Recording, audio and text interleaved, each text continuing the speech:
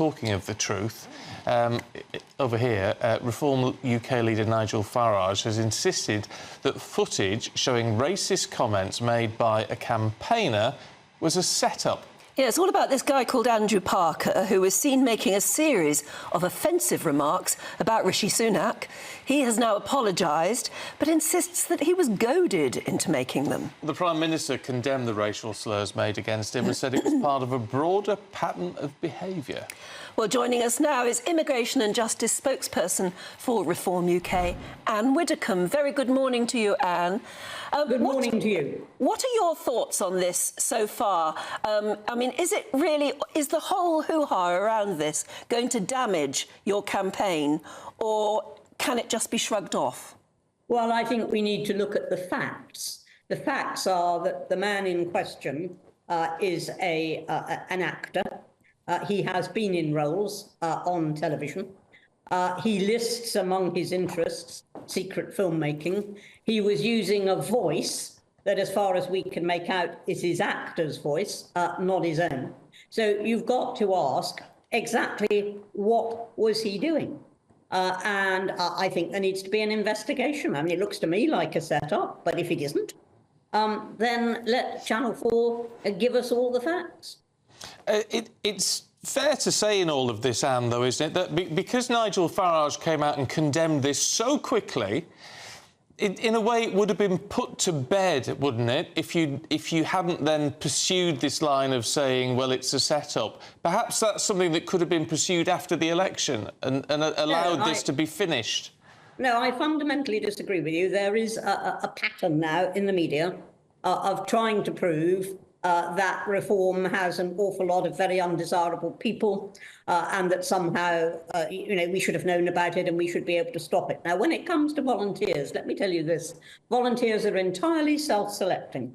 They roll up at the campaign offices, they say, can I distribute literature, can I canvass, can I do whatever it is, and they just go and do it. Now, I know that because when I was young and was ambitious in the Tory party, I used to be a volunteer. Nobody ever checked me out because there simply isn't the time. You do check out candidates, and where our candidates have erred and strayed, we, like the other parties, have reacted very quickly. It's cross-party problem. So I think this was part of a pattern and very gleefully shown, I think. And therefore, yeah, we were absolutely right to call it out. But I mean, my phone was hot that morning with people saying, hang on, this is an actor. But this is what I don't understand with this particular incident, right? This man makes very undesirable comments and it's condemned. But as you say, we're talking about a campaigner. We're talking about a volunteer. We're not talking about someone who's been selected by the party, who's been chosen or vetted or anything else. If it was a volunteer for any other party, would there be this fuss?